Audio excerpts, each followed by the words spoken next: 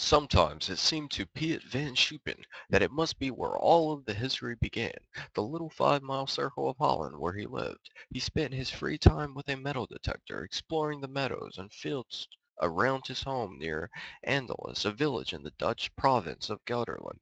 His collection of treasures stretched back as far as civilization, from tiny relics of the Bronze Age to ancient Roman coins and hand grenades from World War I. Sometimes he gave the treasures to the people who owned the land where he found them, but often he felt a duty to do more than that. Such was the case when his metal detector began to ping alongside a country road, 20 centimeters beneath the surface. Long buried and forgotten, Van Schuppen found a single military dog tag. It was in pieces, rusted and broke from the weight of its own history. It was not the first set of dog tags he'd found, and probably would not be the last, but it was poignant all the same. The Dutch people celebrate the day the Americans come to help end Adolf Hitler's grip on Holland during World War II, he said. His parents had been part of the Dutch resistance that fought against the German occupiers. My father, he didn't want to work for the Germans, recalled Van Schuppen, 66 years old. They went underground. My mother had to deliver messages to the groups. She had a bicycle with no rubber on the wheels. This was not just a piece of metal, he said. He gathered the delicate artifacts and carried them home. He brushed them off and reassembled them, carefully piecing them together on a bed of red felt.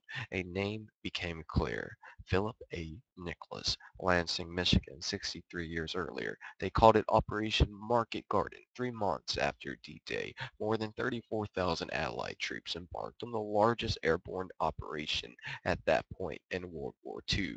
Allied commanders wanted to secure the point of Antwerp for supply vessels and to push German forces to their own side of the Rhine River. From there, they would go forth into Germany, destroy the Nazi regime, and be home in time for Christmas, or so they hoped. On the morning of September 17, 1944, the 101st Airborne Division boarded their planes from a base in England to cross the English Channel. Paratroopers would cross first, followed by the men of the Glider Regiment. Of the next day, awaiting them in Holland were German infantry and tanks. It was terrifying, said Jack Sherman, a veteran of the 327th Glider Infantry Regiment. G Company, and a Detroit native. There was no preparing yourself, no amount of mental gymnastics that would let you wrap your mind around the stark realities of what you faced, he said. Not when you knew you were landing smack in the middle of enemy territory, or that a single burst of anti-aircraft fire could rip you in two before you could even go that far. The paratroopers got all the attention, but at least they had parachutes, he said.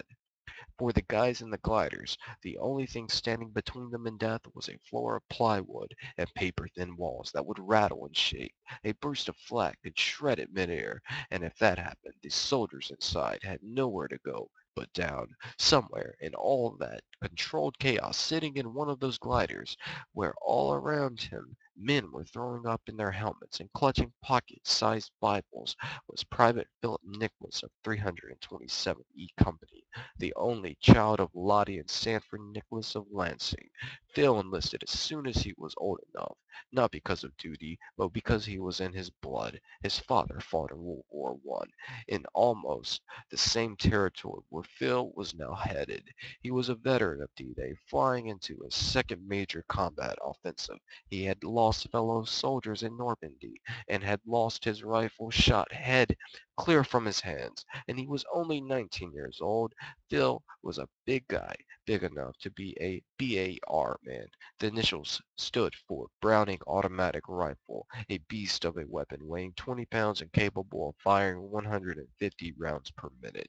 The Army only gave it to guys who could handle its heft, said Mark Bando, a retired Detroit cop and historian who has written books about the airborne.